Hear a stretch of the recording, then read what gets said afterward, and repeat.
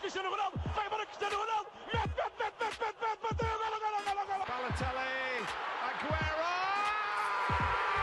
Posse de bola para Portugal, vai Éder, chuta!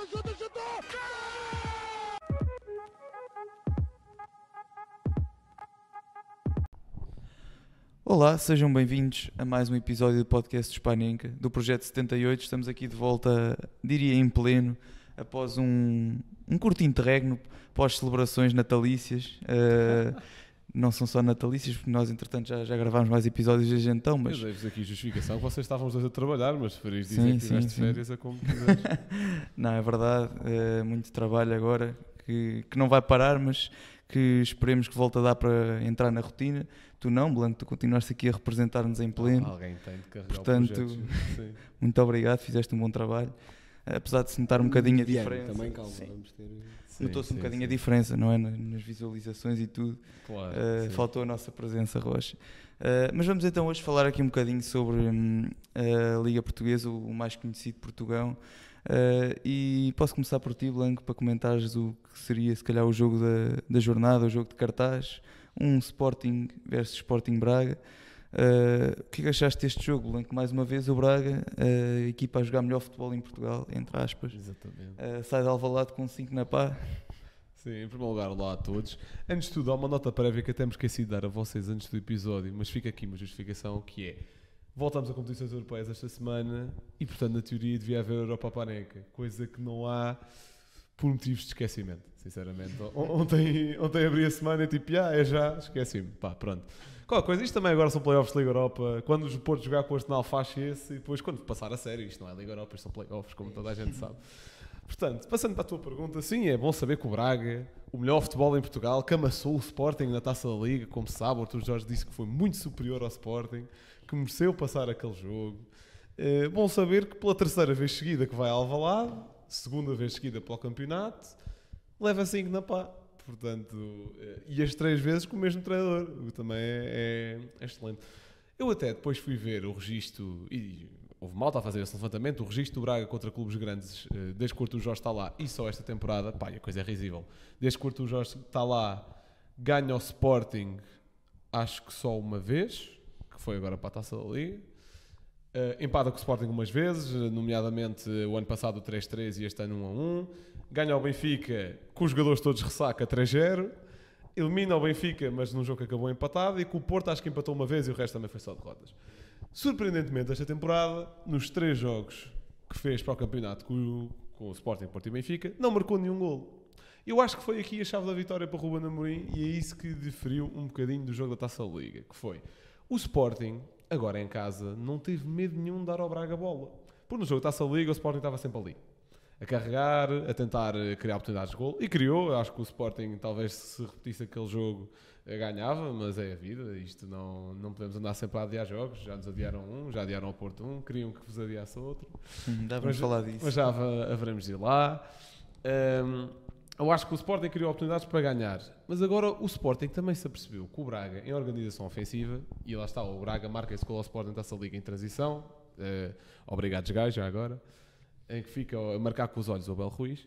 A organização ofensiva, o Braga não queria absolutamente nada, e uma boa prova disso nem é jogos contra o Sporting, é o jogo com o Benfica em casa, é que o Benfica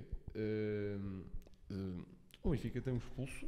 Não é isto? Não, o Braga tem um expulso. Como é que é? Não, acho que o Braga não tem nenhum expulso Não nesse é? jogo. Um jogo grande sem o outro site tem um expulso. Pronto, Incrível. Então, mas há aqui qualquer coisa que... Há uma coisa contra o Benfica e o Benfica tem de passar a defender mais. Já não me lembro o que é. Pronto, ou se calhar foi só 11 pontos e o Benfica teve a defender mais. Ok, o Braga teve 45 minutos em cima do Benfica, onde criou próximo de nada. Foi só aquela oportunidade no fim, nem foi transição, nem foi ataque organizado, foi um balásio para a frente quando António Silva falha a bola. Pronto. Exatamente, portanto, até eu lembro que a oportunidade mais perigosa essa segunda parte foi uma transição do Benfica que o João Mário define mal, como é Sei que quando fizemos o último keep-up até acho eu ou não, foi logo a seguir esse jogo. É possível. O Benfica entra a ganhar e depois a segunda parte é com a do Braga, mas sem autoridade, ou seja, o Braga com bola em organização, lá está, não queria nada, e o Amorim percebeu isso e ok, então o Sporting marcou cedo, isso também ajudou ao plano de jogo. Muito bem, então o Braga não ataca nada. Ok, tomem a bola. E o Braga na primeira parte teve até bastante bola nos últimos 20 minutos, sem criar absolutamente nada. Lembro no remate que passou perto do poste da Adan, que aquilo até deu canto, sendo que nem percebi muito bem qual é que foi o toque. Mas o Braga não criou praticamente nada. Aí o Sporting já estava a ganhar 2-0 e depois sim, o Sporting começou a fazer o Braga sonhar um bocadinho mais com transições e com desatenções defensivas do Sporting. Por exemplo, acho que o Coates não faz um bom jogo. Os passos do Coates estavam aí para toda a gente, menos jogadores do Sporting, e deu muitas vezes a bola ao Braga. E aí sim o Braga estava a começar a acreditar, o Jaló tem uma oportunidade, o Adam faz uma grande defesa, o Sporting aí também aproveitou 2 transições para matar o jogo 4-0 e a partir daí é gerir, ainda se fez o quinto e um excelente jogo.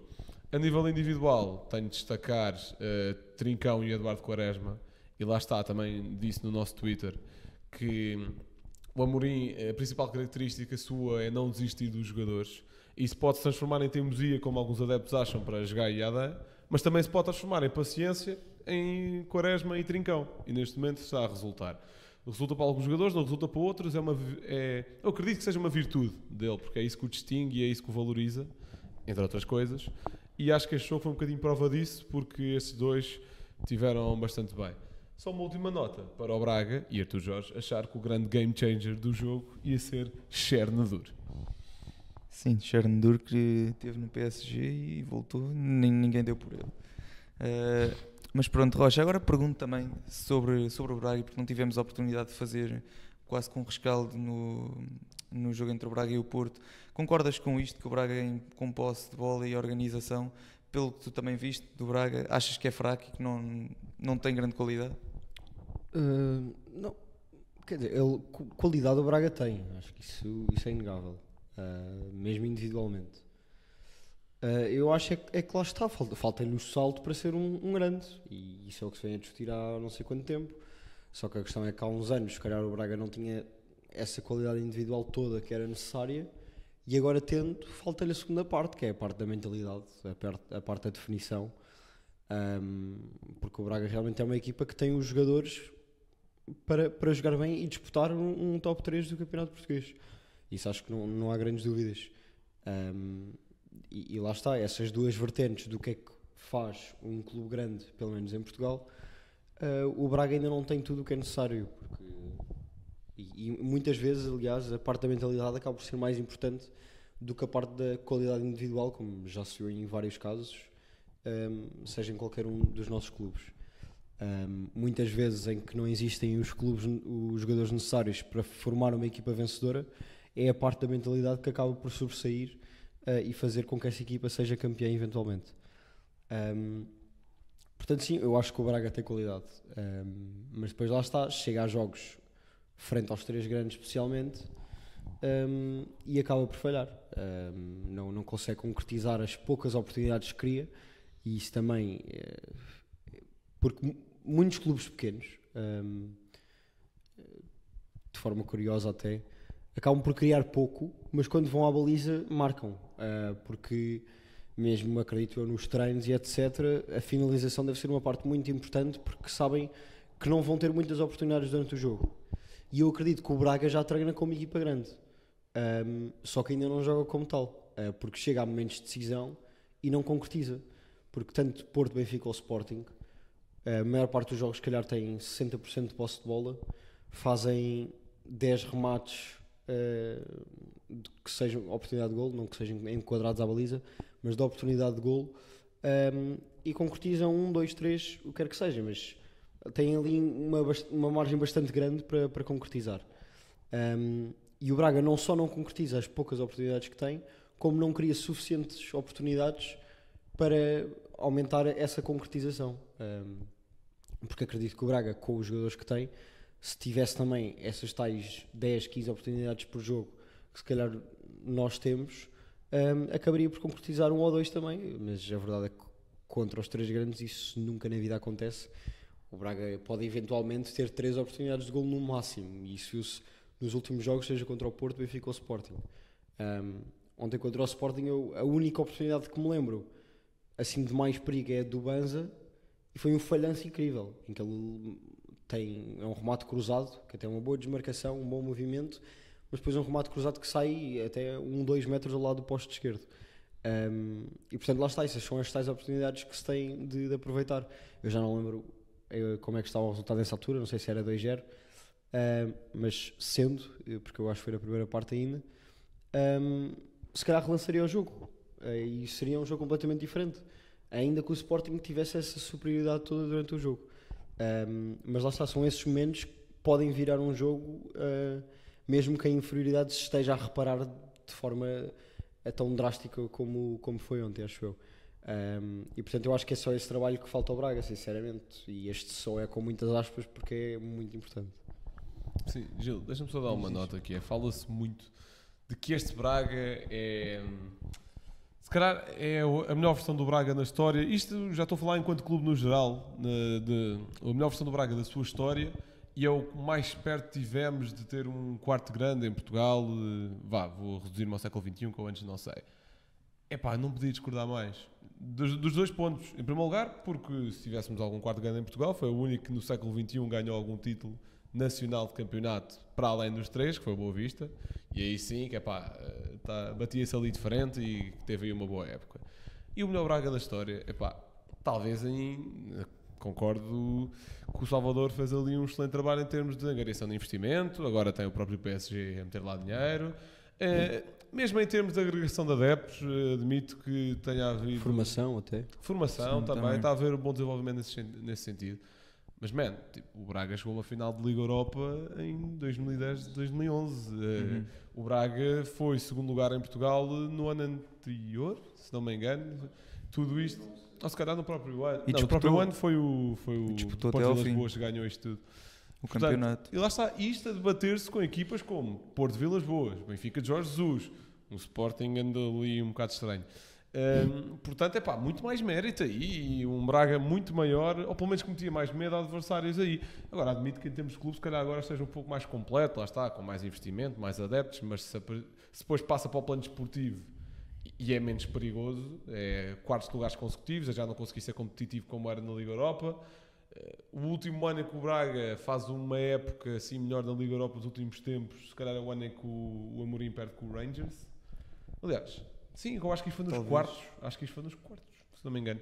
Talvez. Aliás, mentira que esse ano foi o ano em que depois acaba com os quartos, depois são feitos em Covid e ele aí já tinha sido eliminado. Mas lembro que há um ano em que o Braga faz quartos, se calhar foi no ano em que o Frankfurt ganha. E muito menos vezes em que o Braga vai lá e debate numa competição que estava muito mais à vontade. Obviamente não tanto como Sevilha, por exemplo. Mas não consigo achar este Braga um candidato ao título. Com uma maior capacidade de investimento e com a capacidade de atrair maiores nomes, como João Moutinho, como José Fonte, não consegue fazer um plantel completo. Olhamos para a defesa do Braga, mete medo. Os centrais do Porto serem titulares no Braga, eu acho que isto diz muito do Porto e do Braga. E pronto, não estou a contar já com o Otávio, vamos ter calma ainda. Já jogou sequer, acho que não. Com calma. Pois, claro, Conceição só de jogar lá para maio. Não, mas e também é diferente dessa questão dos centrais, por exemplo, teres um Fonte de 40 anos e um Pepe de 40 anos, acho eu. Sim, mas é angariar bons jogadores. Assim, comparar o Fonte ao Pepe, calma. Pronto, é isso que eu estou a dizer, exato. Mas sim, é uma questão de não haver renovação. Por exemplo, pegando só um nadinha do Benfica, a exibição ontem do Tomás Ribeiro, que já tinha sido muito bom quando tinha passado pelo Bessado. Mas Ribeiro era titular de caras no Braga, por exemplo, no Porto, quiçá. Acho eu, em termos de nível exibicional, não digo que seria uma transferência inteligente, até por questões de futuro. Mas se até o João Mendes jogou a ser este ano, o Tomás Ribeiro é melhor. Zé Pedro. O menos lateral esquerdo.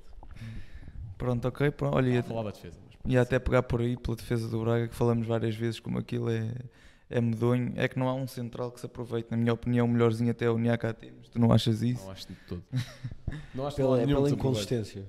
Não, eu acho que o melhor dali ainda assim é o José Fonte. Só que é lento como tudo. Pois. Só que lá está, depois tem experiência, sabe o timing das coisas. Agora, olhas para o Niakate e nos jogos do top 5 arranja sempre forma de ser expulso da forma mais estúpida possível. Olhamos para o Serdar, temos medo. E aí, se calhar, até tu desenvolves mais do que eu. Olhamos para o Paulo Oliveira e ontem, num jogo em que até estava a ser superior, por exemplo, no nível físico, o Ioquer, estava a ganhar duelos, depois tem lance em que está sozinho com a bola e perdeu a bola sozinho e depois um jogador do Sporting foi lá buscar. Literalmente não tinha oposição, o Paulo Oliveira. E é um jogador por quem eu tenho algum apreço, porque lá está, começou no Sporting e... Quer dizer, começou no Sporting, nada, como tinha começado no Vitória, mas... Sim, mas passou, não é? Pronto, passou pelo Sporting, foi campeão de uma Taça de Portugal com o Sporting e... pronto, tenho algum apreço nesse sentido, mas nunca no Sporting também foi uma coisa fenomenal, não é? Ele era titular num Sporting, onde as outras opções para centrais eram o Tobias Figueiredo, o Everton, o Naldo... Dá para perceber o porquê de ser titular. Pronto, exato. Mas a minha opinião sobre as defesas do Braga é esta, Gil. Não sei se queres desenvolver sobre o Serdar em específico. Não, deixa lá o Serdar, eu tenho assim uma opinião um pouco negativa dele, porque sinceramente todas as vezes que o vejo jogar não há um lance que ele resolva com tranquilidade e com qualidade. Um lance. Isso é porque tu não estavas atento ao jogo do Braga Estoril, Gil. Estavas mais atento aos canapés. Pronto, exatamente. Isso aí sim, não vou negar. Mas vamos avançar para o outro jogo que já se jogou até agora na jornada, o principal, que envolvia o Benfica e o Vitória. E posso começar eu por comentar um bocadinho de um jogo que, como tu falaste... Que foi roubado. Não era isso que eu ia dizer. Como tu falaste logo no início, que é um jogo que, na minha opinião, não se deveria ter disputado. Acho que se fosse acho que qualquer adepto do Vitória agora que ganhou, se calhar não diria o mesmo, mas Vitória não, ganhou?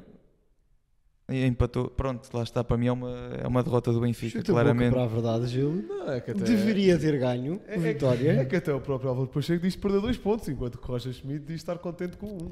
Pronto, isso aí obviamente que não podemos estar contentes com um ponto, se bem que o que o jogo foi, acho que o empate não foi nada mau, apesar de eu no Benfica um empate ser péssimo. Por isso mesmo até pensei que fosse uma derrota agora assim de repente. Para mim é uma derrota e para qualquer benfiquista devia ser. Schmidt não é benfiquista, Gil? Pronto, não sei, tens de perguntar, tens de tornar jornalista para ir lá à conferência de Claro, imprensa, claro. perguntar-lhe isso. Mas falando do jogo, eu acho que nunca se deveria ter realizado um jogo naquelas condições, não pela falta de polícias, mas pelas condições do relevado. Como é que é possível num país onde, por exemplo, eu pensei assim rapidamente na Premier League, um país onde está sempre a chover, especialmente ali em Londres, aquilo é chuva constante e não vemos estes problemas nunca. Como é que é possível num país como Portugal, em que chover até nem é muito comum, chove há 2 ou 3 dias seguidos e já está um relevado impraticável, porque não dá para jogar, não dá para ter futebol naquele relevado, e quem viu o jogo vai concordar mesmo, certamente Gil. comigo. Por isso mesmo. Assim, Ok. à cabeça, eu concordo contigo que tem de haver uma melhor manutenção, como é óbvio. Mas há aqui 2 fatores-chave, que é, ponto número 1, a Premier League tem, os clubes no geral têm muito mais dinheiro para tudo. Depois Sim. podem gastá-lo como quiserem, obviamente, mas há mais dinheiro também, consequentemente, para manutenção de relevado. Sim, isso aí. Ponto número 2, o próprio clima de Inglaterra, a própria relva natural, depois também se adapta às quantidades de chuva que recebe-se. Aqui, Portugal, ainda por cima agora com as alterações climáticas chove cada vez menos, basta 2 ou 3 dias cair uma chuvada como caíram nos últimos dias, que a maior parte dos relevados ficam impraticáveis. Mas depois, obviamente, e tu até vês, lá está, Porto, Sporting, Benfica, Braga, clubes com mais meios, são os clubes onde vês menos isso a acontecer. Sim. Mas atenção, não estou a criticar o Vitória pela questão do relevado, estou a Estás criticar o o Tugão e estou a criticar quem tem essa responsabilidade de decidir quando é que há condições praticáveis para o futebol e não. Portanto, isso é logo o primeiro ponto. Segundo ponto, acho que o Benfica não foi superior ao Vitória quase em nenhuma altura do jogo. Penso que se calhar o resultado mais justo seria mesmo a derrota do Benfica.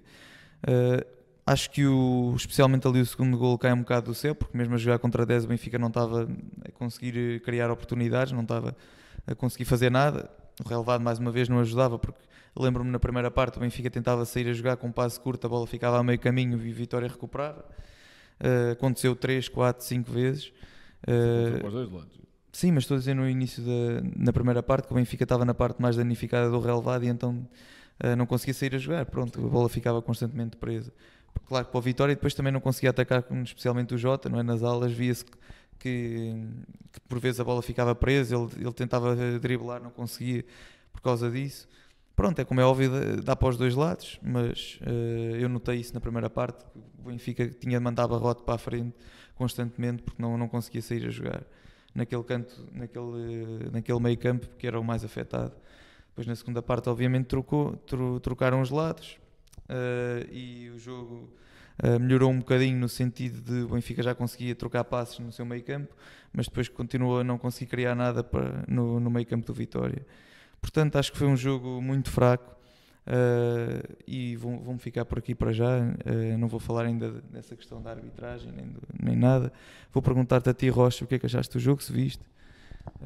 Vi alguns focados, sim. Eu posso começar já pela arbitragem também.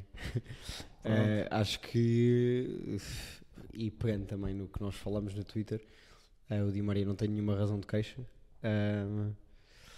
Não sei se ele estava a tentar atribuir a culpa do jogo se ter realizado à equipa de arbitragem, se assim for, posso compreender um pouco mais, mas em termos de lances de jogo está muito distante da realidade. Não só porque estavam a jogar contra 10, como poderiam também ter jogado com 10, a partir ali do lance do Florentino, que podia muito bem ter levado o segundo amarelo. E portanto acho que questões de arbitragem não pode haver nenhum tipo de reclamação por parte do Benfica. Em termos de jogo se realizar, realmente é uma questão que é sempre subjetiva, diria eu. Lá está, depende da equipa de arbitragem, dos delegados da Liga, tirar as conclusões das condições do relevado para concluir se há condições ou não para se realizar o jogo. A verdade é que a bola não rolava muito bem, realmente. Acho que não estava tão mau como o do Santa Clara, mas não me chocaria não se ter realizado. Lá está, por exemplo, o do Porto acabou por iniciar e depois ali aos 25 minutos é que foi interrompido. Isso também poderia ter sido algo a acontecer se vissem que o jogo não estava nas condições ideais. No entanto, tendo o jogo se realizado, as condições são iguais para as duas equipas, e portanto a partir desse momento, pode-se dizer que o Vitória acaba por tirar um pouco de vantagem por ser uma equipa inferior e portanto o Benfica não poder jogar todo o seu futebol naquelas condições, mas também acaba por dificultar os momentos que o Vitória planeou e treina para aproveitar quando joga contra equipas como o Benfica. E mesmo assim acabou por conseguir marcar 2 golos, um deles de grande penalidade. Mas lá está, eu acho que pelo que as duas equipas jogaram, o empate, o Benfica tem de dar graças a Deus para ter conseguido o empate. Não só por ter-se conseguido marcar o segundo golo, como se o Florentino tivesse sido efetivamente expulso naquele lance, estariam a jogar 10 contra 10 naqueles últimos 15 minutos, mais ou menos, e eventualmente nem ao segundo golo teriam chegado. E portanto eu acho que o empate encaixa perfeitamente para o que foi um jogo. E lá está, são daqueles jogos que podem decidir campeonatos. Já falaremos mais à frente também do Porto, que acabou por empatar, e do porquê eu achar que é diferente, mas acho que podem efetivamente decidir campeonatos. Um jogo contra o Vitória, que é uma equipa competente, é quando efetivamente o Benfica tem de mostrar as suas valências de campeão, e não o conseguiu fazer. Certo, Blanco. Estava-me aqui a esquecer de um pormenor importante, já agora pergunto, que é a questão do 11 inicial do Benfica, que já posso falar um bocadinho também, mas pelo menos a mim fez-me bastante confusão. O Morato, pronto, já deu de barato, se bem que acho que depois do jogo de hoje se viu que o Carreras é bom que entre para ontem, mas nem é isso que é o pior, é mesmo entrar sem ponta de lança, fixo, e sem ponta de lança clássico, pelo menos. E agora pergunto-te, para além disso, para além de perguntar o que é que achaste disso, pergunto também se achas que isto foi uma questão estratégica do Roger Schmidt, ou se achas que foi uma maneira de colocar o João Mário no 11. Bem, pode ser um misto, ou seja, já se percebeu que o Schmidt gosta muito do João Mário por algum motivo aparente, e pronto, e alguns vão dizer que ele equilibra muito defensivamente e que, digamos, deixa a criatividade para os outros, e depois quando a bola chega dentro da grande pequena área também tem uma boa capacidade de finalização, e isso consigo concordar. Agora também o que é inegável é que olhamos para as outras opções para a posição do João Mário e tem todas mais qualidade do que ele, e serviriam muito mais um modelo de jogo do Benfica do que ele, e o mesmo é válido para o Coxo neste momento, visto que aquela primeira parte dele com bola é 0 e sem bola ainda fez um penalti, portanto também não é muito bom. Tal, não está a jogar bem na posição dele, blá blá blá, Isso é verdade.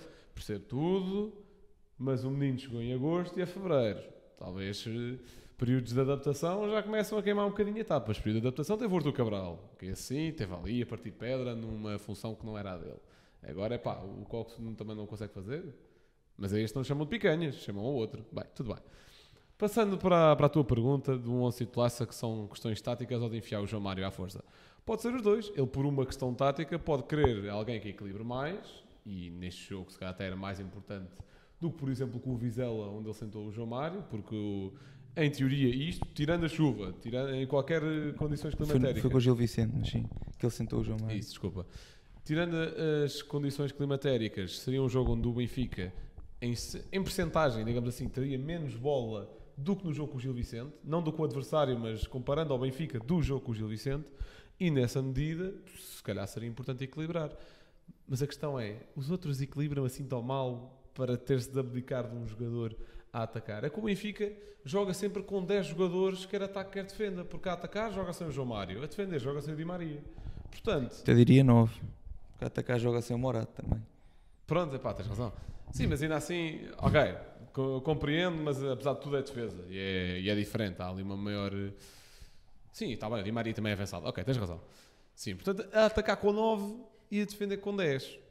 O que é sempre grave, nós não nos podemos alimentar de meios jogadores, acho eu. A menos que sejas um gajo que resolve sempre com bola, e o Di Maria aproxima-se disso, mas também, epá, não é... Se fosse aquele gajo que o Benfica não perdeu pontos nenhum este ano, porque o gajo, os jogos difíceis arranja sempre uma forma. E não me interpretem mal, ontem o Benfica só sai vivo do jogo por causa de Di Maria. Não há qualquer tipo de dúvida. O primeiro gol surge numa altura em que o Vitória, não digo que estivesse a ser mais perigoso, mas ao menos tinha mais bolas, estava mais instalado no bloco do Benfica. Di Maria, lance individual, ganha um canto, no seguimento do canto saca aquela trivela, igual no segundo gol, um lance individual, e seguimos. Mas há coisas que não justificam o Schmidt estar tão agarrado a certos jogadores. Depois, e foi isso que eu também não compreendi bem, disseram que o Roger Schmidt mexeu mal ao intervalo. Tirou exatamente o João Mário e o Coxo. Isso aí não concordo. Mas... Epá, eu acho que mexeu bem. Eu acho que o Sim, resultado sim. não foi bom por uma diversidade de fatores. Mas pensamos bem, e Florentino não fez o melhor dos jogos, mas também não fez o do piores, melhor do que o Coxo fez, certeza. E o Artur Cabral marcou um gol, marcou o segundo. E teve mais presença na área do que estava até o Rafa, por exemplo. E acho que aí mexeu bem dentro daquilo que são as armas que ele tem. E ele também não se pode queixar de falta de armas. Isso é a última coisa que ele se pode queixar depois do mercado que o Benfica fez em janeiro. Portanto, agora, ou é começar a sair um bocadinho da sua zona de conforto e a testar coisas diferentes, ou o Benfica pode vir a ter um problema, porque a realidade é esta, pura e aliás, nua e crua, que é, o Benfica está na luta pelo título devido a 2 jogadores, Trubin e Di Maria. Vá, 3 se quisermos acrescentar o João Neves. Devido a estes 3. De resto, o coletivo é muito fraquinho. E eu tenho dito isto desde o início do campeonato. O João Gil não concordou comigo algumas vezes. Mas o Benfica coletivamente não se equipara ao Sporting. E só não digo mais nenhuma equipa do campeonato porque o Porto também não teve nos seus melhores tempos, mas ainda assim o problema do Porto não é o coletivo. O problema do Porto é que não tem profundidade de plantel e em algumas zonas aquilo mete medo. Não é o coletivo, é mais o nível individual. No Benfica o problema é o contrário. Só que as individualidades vão escondendo isso mesmo. Trubin, uma enorme exibição mais uma vez, também não se pode pedir que o homem defenda... o que eu quero dizer é que não se pode queimar o homem porque não defendeu o penalti e por de resto defendeu tudo o que havia para defender e que dá para pedir um guarda-redes para defender. Aquele gol do André Silva também é muito colocado, não podemos criticá-lo. Defesas que dizíamos que eram indefensáveis aí há uns meses, milagrosamente já há alguém que defende, portanto uma coisa espetacular. E Di Maria, foi o que eu já disse, muito criativo. O João Neves também um médio muito combativo neste tipo de jogos em que aquilo era uma batalha campal, também dá jeito. E o resto? Pronto, também há o problema Morato, já exploraste e queres explorar, mas para mim é isto. Pronto, eu acho que estou de acordo mais ou menos com tudo o que tu disseste, mas eu acho que foi logo um erro de abordagem ao jogo, porque como é óbvio numa batalha daquelas campal em que se vai despejar bolas para a frente, não ter um único ponta de lança ou alguém, um homem que segura a bola, é impensável, não é? Porque ele já sabia das condições do jogo quando sai a ficha de jogo, portanto, sim. Mesmo que ele tivesse plano A, podia ter alterado tendo em conta o clima. Sim. E depois pensamos, temos o Rafa, o Di Maria, o João Mário mais ou menos e o Auschwitz também podemos considerar, e o Coxo, os jogadores criativos. Vamos ter criativos quando não conseguimos fazer passos curtos? Faz algum sentido? Ou quando os passos curtos ficam ainda mais curtos do que originalmente eram previstos? Mas foi um criativo que te resolveu o jogo. Pronto, lá está, mas se calhar não precisávamos de 5 criativos neste jogo. É aí que eu quero chegar. E o João Mário, estou a chamar-lhe criativo, mas nem sei bem o que é que ele é. Pronto, não sei, Rocha, se queres comentar alguma coisa também sobre isto, ou não. Eu concordo muito com o que o Blanco disse. Eu acho que lá está, tem sido as individualidades a salvar o Benfica. Concordo que neste momento é o Sporting a equipa que está melhor e que é melhor e que joga melhor futebol. E o Benfica deveria jogar um melhor futebol tendo em conta os jogadores que tem. E não o fazendo vai criar oportunidades para, por exemplo, o Porto poder se aproximar e mudar esta trajetória do campeonato. Não sei se vamos falar do Porto a seguir. Sim. Pronto, então posso pegar já. Pega. O Porto que joga hoje.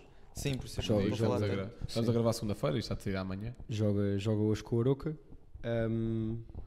Lá está, neste momento o Porto está com menos um jogo, assim como o Sporting. Jogando este jogo contra o Aroca já fica com os 21 jogos. Ganhando fica a 4 pontos do Benfica. Depois logo veremos a quantos fica do Sporting com o jogo em falta. Mas obviamente que isto dá oportunidades ao Porto de, mesmo estando num momento abaixo do expectável, principalmente o empate contra o Rio Ave veio numa época do campeonato em que não se esperava, porque o Porto vinha a crescer, vinha a jogar bastante melhor, mesmo com resultados mais avultados, e portanto não estava à espera daquele empate. No entanto, agora teremos jogadores também a voltar, seja Zaidu, como Taremi, que já foi convocado para o jogo de hoje. Entretanto, já assinou pela Inter até 2026. Opinião sobre isso, Miguel Rocha. A custo zero? A custo zero. Tem de jogar, tem de ser encostado. 4-4-2 com Taremi, 4-2-3-1 sem Taremi. Não, o Sérgio Conceição sempre fez uma gestão extraordinária dos jogadores que saíam a custo zero. Ou seja, tendo uma direção falhado no momento de venda destes jogadores ou de renovação de contrato. Não é preciso fazer já a campanha para o André Vilas Boas, Rocha. Não é campanha, é a realidade. Tendo uma direção falhada, seja na venda, seja na renovação, o Conceição nunca se deixou afetar por esses momentos. Fosse Herrera, Brahimi, quem quer que fosse, Corona, o pensamento do Sérgio Conceição foi sempre o mesmo. Se ajudam a equipa, vão jogar. E portanto, o Taremi, se estiver numa forma melhor que os outros, e se ajudar a equipa, vai jogar. Não é por ir sair daqui a 6 meses que vai ser encostado. Isso nunca foi a filosofia do Conceição, e também acredito que não vai ser agora que vai passar a ser. Agora, a realidade é que o Porto, nestes jogos que teve sem o Taremi, acabou por jogar bastante bem. Seja com o Evanilson na frente, com o PP nas costas, por exemplo, acabou por ser o mais utilizado. Também com o Nico Gonzalez a crescer, a fazer dupla com o Alan Varela, o Eustáquio a ser um pouco encostado. Mas lá está, temos vários jogadores que estão a ganhar forma, principalmente o Nico e o Evanilson, que anda com uns números extraordinários nos últimos jogos, seja golos como assistências. Pode acabar por tirar espaço ao Taremi, mas nada disso se vai dever ao facto de sair a custo zero. Se o Taremi deixar de jogar eventualmente a titular nestes primeiros jogos, será efetivamente pelo resultado do coletivo e nunca por essa situação. Mas o Porto, lá está, entra agora num período bastante complicado. Vamos para a 21ª jornada. Faltam 15 jogos para acabar o campeonato. São 36, acho eu. 34. 34. 34. Sim, acho Pronto, que então são 14. mais- São 18 equipas. Sim. pronto, mais 13 jogos. 3 jogos. E são 3 jogos em que, por exemplo, se o Sporting ganha o jogo contra o Famalicão, São 14 para o Sporting. pronto, sim. o Porto fica a 7, ou seja, 3 vitórias do Sporting, que em 13 jogos ter 3 derrotas não é efetivamente assim tão fácil, embora ainda haja um confronto direto. O Porto fica a depender muito pouco de si mesmo. Mas ainda assim o Porto tem mais valia de jogar tanto com o Sporting e o Benfica em casa. Verdade. Sim. Mas por isso mesmo é que digo que tanto no Benfica como no Sporting, no caso de ganhar em casa, ficava a 1 ponto do Benfica e a 4 do Sporting. Ainda assim não deixa de ser. Pronto, depois com confrontos diretos e etc. No caso do Sporting poderia bastar uma derrota e um empate, mas isso seriam outras contas. E portanto o Porto entra agora numa fase em que não pode mesmo vacilar. Teve este jogo frente ao Rio Ave Já agora posso relembrar que na época de 2019-20, se não me engano, que foi quando entrou o Covid e o Porto foi campeão. O Porto vence o Benfica no Dragão, o que muda completamente as contas do campeonato. E a última jornada que foi jogada foi efetivamente frente ao Rio Ave, em que o Porto empatou. E depois acabou por conseguir ser campeão. Mas lá está. A última jornada foi jogada? Não, a última jornada antes do lockdown. Já percebi, sim. Fins de fevereiro, inícios de março. Ok. Foi o nosso último jogo antes da pandemia ter mudado os calendários, foi esse frente ao Rio Ave. A diferença é que não tinham outra equipa à frente também, não é? Tinham só o Benfica na altura. Sim, lá está, tínhamos só o Benfica, mas a distância pontual acaba por ser a mesma. Mas o meu ponto aqui é a fase em que estamos a entrar no campeonato. Mês de fevereiro são fases de decisões, não só também pelos oitavos de final da Champions, em que, na minha opinião, principalmente com o Porto em terceiro lugar, o Porto tem de lutar muito por chegar o mais longe possível na Liga dos Campeões. E é o pior Arsenal dos últimos 50 anos, não nos podemos esquecer disto. Sim, o Arsenal que acabou de dar 4 ou 5 no West Ham, ou o que é que foi? Foram 6. 6. Aí é bem. Mas pronto, o Porto tem efetivamente, não só pelo encaixe financeiro, mas também por ter resultados desportivos. E eu acho que isso é uma vontade não só da equipa técnica, mas também da direção. Uma época em que os resultados desportivos vão ser bastante importantes e bastante definidores de futuros de muita gente. E portanto estamos a entrar numa fase da época bastante importante, que eu acredito, como estávamos a falar em off e que tu me irias perguntar sobre se chegava Sérgio Conceição para o Porto ser campeão, eu ainda acredito que sim, porque lá está, já demonstrou noutras temporadas o que consegue fazer, e não vai ser agora que eu vou mudar esse pensamento sobre ele. Ok, bastante justo. Podemos então, se mais nenhum de vocês tiver nada a dizer, podemos então passar ao próximo tema que nos traz aqui hoje, que se prende com o cartão azul, que se pensa introduzir no futebol em breve. Ainda vai ser testado, obviamente não nos principais campeonatos, mas que essencialmente é um cartão que serve para admoestar jogadores que cometam faltas táticas ou que tenham comportamentos inadequados para com a equipa de arbitragem. Por exemplo, demasiado, não é falatório, demasiado protesto, exatamente, ou por exemplo tentar enganar o árbitro de alguma forma. Posso começar por ti, Rocha? Sobre o que é que tu achas acerca da introdução deste cartão? Achas que realmente faz sentido ou poderá trazer mais problemas do que soluções? Eu acho que a ideia de fundo é positiva, ou seja, de não castigar demasiado uma equipa por uma ação que não pode não ter essa gravidade toda de ser um vermelho, por exemplo. No entanto, e principalmente em Portugal, na minha opinião, acredito que há países em que isso vai funcionar melhor, mas em Portugal eu acho que isso pode dar um poder excessivo aos árbitros. No sentido em que, se não gostarem muito com um jogador está a falar, mandam-lhe um cartão azul e o gajo sai durante 10 minutos e depois volta a entrar, aí pode ser que mude alguma coisa.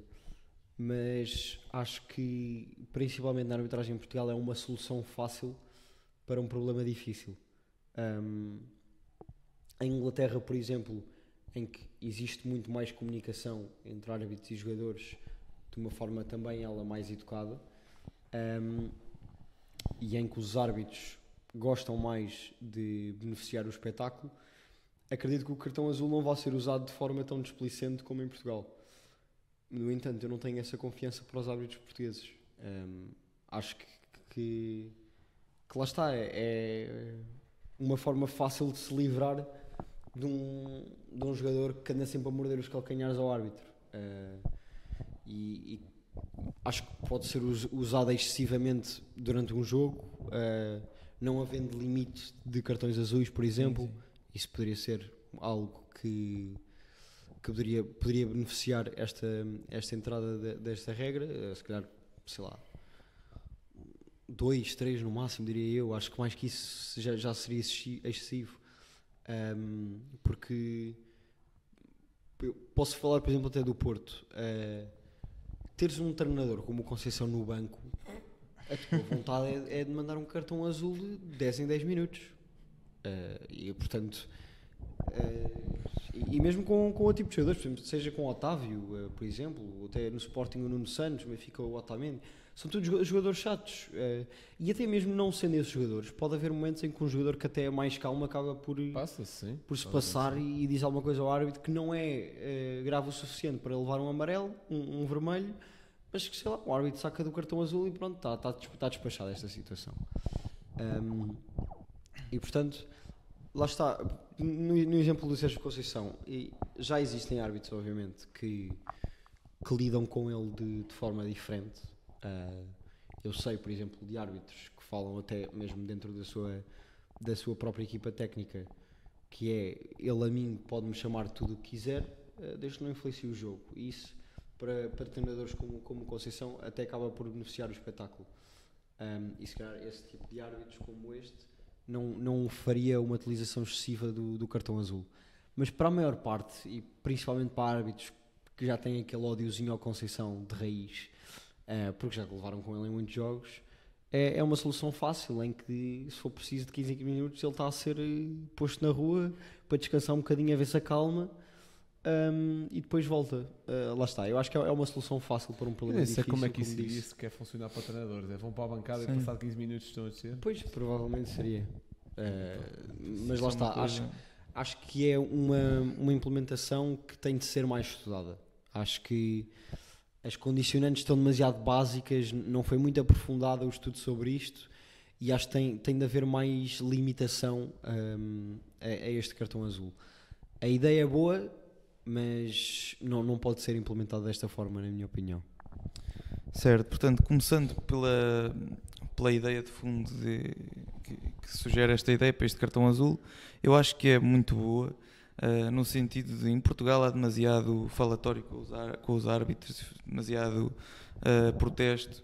Na minha opinião isso existe, já existiu mais, parece-me, mas continua a existir bastante. Apesar de eu achar que isso aí se deveria resolver de outra forma, haveria medidas mais fáceis, que é voltar um pouco ao que era atrás no tempo e dizer apenas o capitão se pode dirigir ao árbitro em campo. Acho que isso aí era uma ideia um pouco mais execuível e mais fácil de implementar, e se calhar, por exemplo, o treinador apenas pode dirigir ao quarto árbitro, por exemplo, alguma coisa assim. Teoricamente acho que já se pode, não é? Até só se pode dirigir. Luís Gonçalves à vida. Pronto. E isso era outra, apenas o treinador se pode dirigir. Mas acho que isso acaba por ser uma utopia. Isso é utopia, completamente. Isso acontece, por exemplo, em desportos como o rugby, em que efetivamente aliás, até é mais o árbitro que escolhe a quem se dirige do que propriamente ser o capitão ou não, mas eu acho que isso é uma utopia muito difícil de implementar no futebol. Acho que tem de ser uma coisa de raiz que cresce com o desporto. Não sei se isso conseguiriam fazer no futebol. Não, o que eu acho que existe já é uma maior sensibilidade e uma maior tolerância para quando é o capitão a falar. Sim. Que é Sim, diferente. isso aí eu acho bem também. Lá está, o capitão depois também tem uma maior responsabilidade, não pode mandar o árbitro para aqui e para ali. Sim. Acho eu. Pronto, lá está uma coisa que requer respeito e que se calhar não está fundada nos alicerces do nosso futebol, sem dúvida.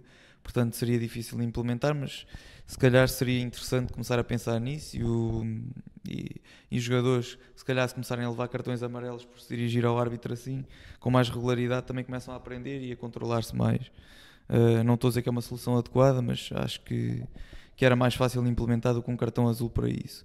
Depois, outra questão que tem a ver com o próprio protocolo de amostragem do cartão azul. Vamos imaginar uma simulação grosseira na área em que um jogador tenta cavar penalti claramente e o árbitro por acaso não vê, ou não assinala penalti, mas também não vê o lance como deve ser para perceber que é uma simulação. O cartão azul teoricamente deveria ser mostrado, ou neste caso um cartão amarelo hoje em dia. Segundo a regra, está a tentar enganar o árbitro. Sim. Mas isso é cartão amarelo. Sim, hoje em dia é cartão amarelo, mas com o cartão azul seria cartão azul, porque está a tentar ludibriar o árbitro. Pronto. Isso aí, obviamente, com um cartão azul é mais pesado que um cartão amarelo, porque inclui a expulsão por 10 minutos desse jogador de campo. Portanto, até que ponto é que isso não teria de exigir uma regulamentação qualquer na alteração do VAR, em que o VAR também poderia chamar para um caso desses? Acho que isso seria tudo uma grande confusão, alterar protocolos para aqui e para ali, e não sei se traria grande vantagem para o próprio espectador e para o próprio jogo, não é? Porque estar sempre com paragens a ir ao VAR, já se vai ao VAR por isto e por aquilo, agora ainda ir por essas ocasiões parece-me que seria um pouco exagerado. Outra questão ainda é que teríamos de nos habituar a um futebol radicalmente diferente, onde se calhar veríamos 9 a jogar contra 8, e às vezes 10 contra 11, com muito mais regularidade.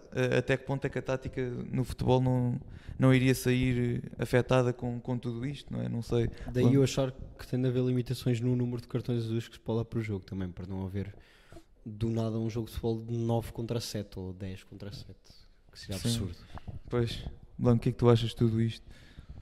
Bem, eu vou ser se calhar um bocadinho mais pessimista do que vocês, porque eu acho isto tudo estúpido, mesmo muito estúpido. Não gosto da ideia, não gosto da concretização, não gosto de nada. 2 pontos importantes. Em primeiro lugar, é uma medida que se está a refugiar muito na subjetividade. Isso é uma coisa que me assusta. Já há demasiada... vou dizer ao contrário.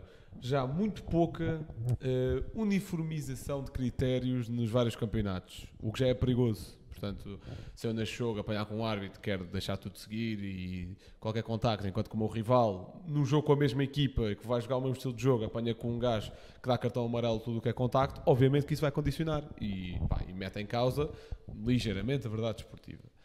Se já é difícil uniformizar, estamos a acrescentar mais uma coisa para ser subjetiva, enquanto que menos subjetividade é melhor para toda a gente.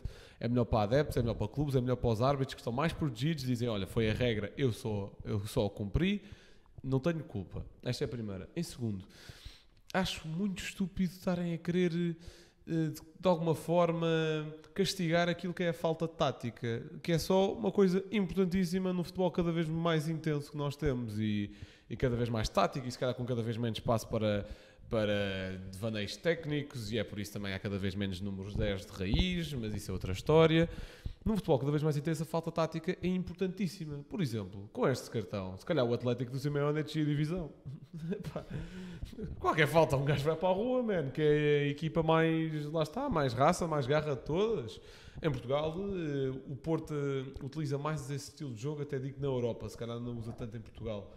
Mas tanto também ia sair muito prejudicado. Mas isto... Quando já há um cartão amarelo para essas, digamos, faltas táticas, em teoria, se o árbitro achar que está a matar uma transição, cartão amarelo e acabou. Acho que isso é muito mais benéfico e mais justo do que um cartão azul. Agora, tentar ludibriar o árbitro, isso acontece desde os inícios do futebol.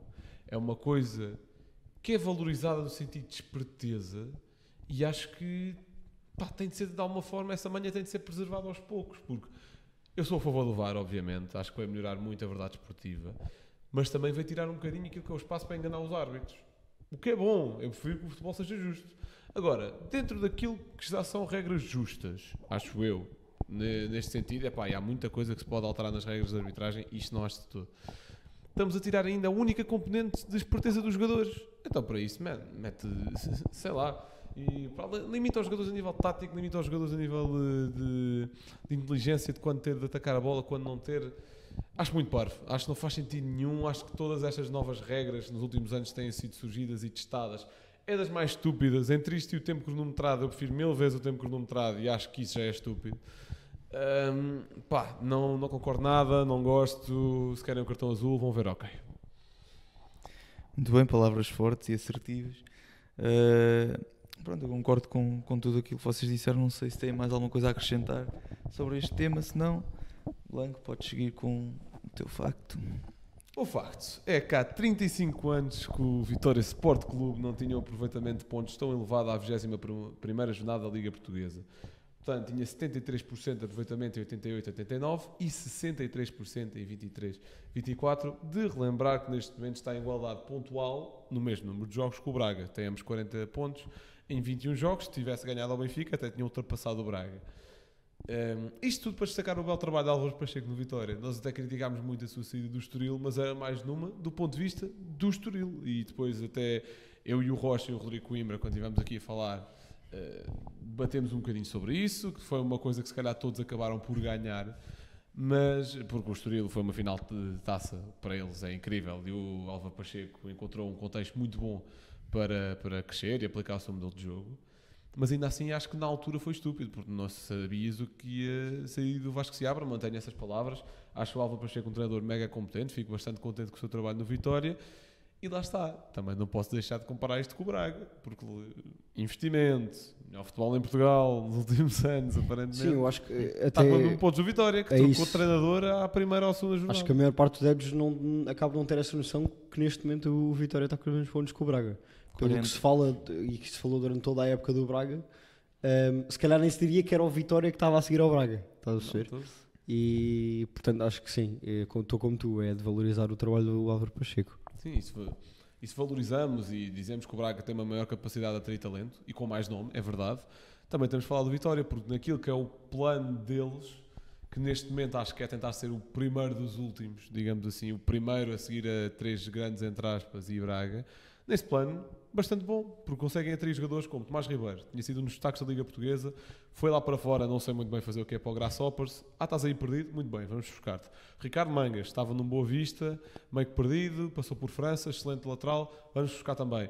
O Nuno Santos, que tinha sido muito importante no Passos Ferreira, nem tem tido das adaptações mais fáceis ao Vitória, ok, mais um talento. André Silva, o ano passado foram buscar ao Aroca, que no ano anterior também tinha sido bastante bom, marcou aos 3 grandes este ano, nos 3 jogos em casa que o Vitória já fez com os 3 grandes.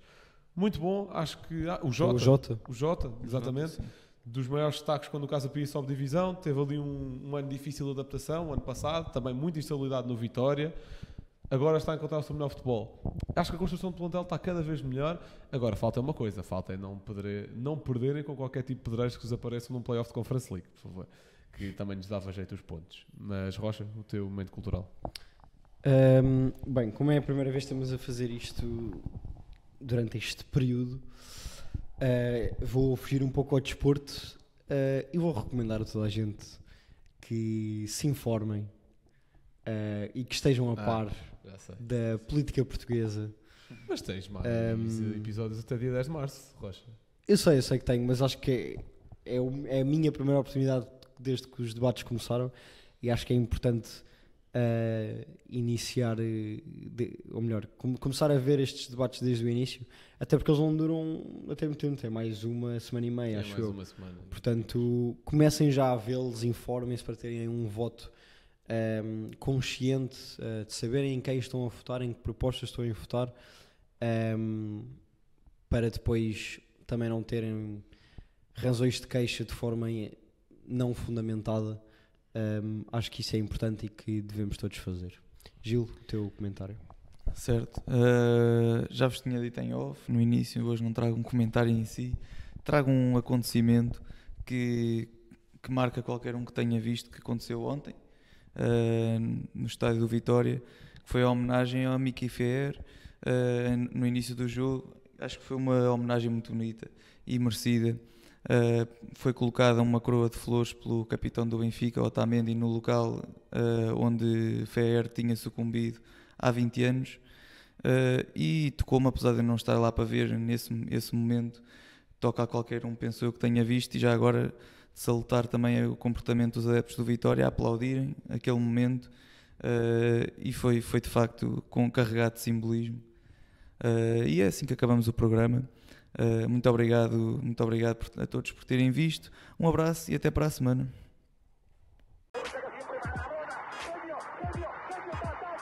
Liverpool 3-0. Corner taken quickly. Origi! Está isolado Cristiano Ronaldo. Vai embora Cristiano Ronaldo. Mete. Gol. Balotelli. Aguero! Posse de bola para Portugal. Vai Éder. Chuta.